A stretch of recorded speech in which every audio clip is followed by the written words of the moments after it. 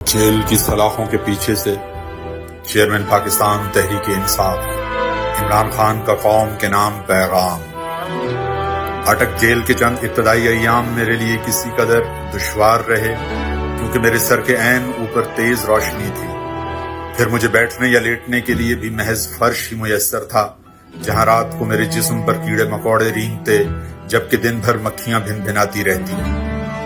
مگر بعد میں جب پنکھا فراہم کر دیا گیا تو اس کیفیت میں قدرے بہتری آئی۔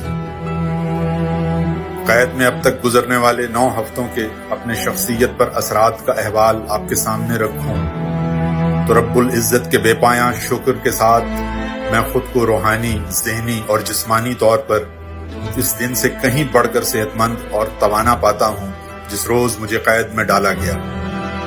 آپ یہ جان لیجئے تب اور آج کی حالت میں الحمدللہ زمین آسمان کا فرق ہے۔ میری نگاہ میں اس قید کی شکل میں میرے رب نے مجھے کلام اللہ کی گہرائیوں میں اترتے ہوئے قرب الہی کی راہیں دریافت کرنے، اپنے مطالعے کو وسعت دینے اور ماضی کے گہرے تجزیے کی روشنی میں حال و مستقبل کی پیش بینی کا نادر موقع عطا کیا ہے۔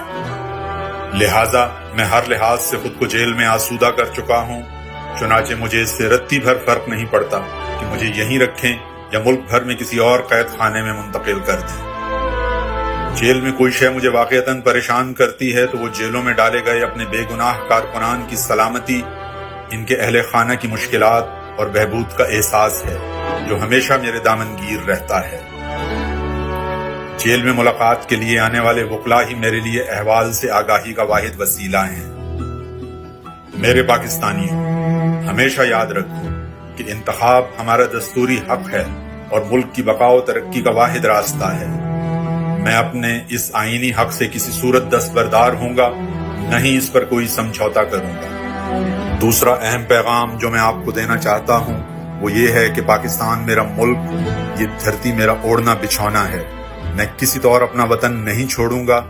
خوف و ترغیبات کی آندھیاں چلا کر ملک چھوڑنے کا سوال اٹھانے والے بتائیں کہ میں اپنا وطن کیوں چھوڑوں۔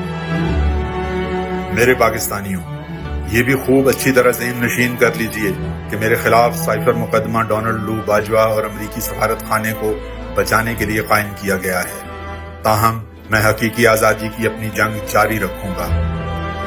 آپ نے بھی میری اور پاکستان کی لڑائی لڑتے رہنا ہے۔ آپ نے نہ ڈرنا ہے، نہ جھکنا ہے، نہ مایوس ہونا ہے، نہ گھبرانا ہے اور نہ ہی خاموش ہونا ہے۔ رب العزت ہمیں ضرور سرخرو کریں گے انشاءاللہ۔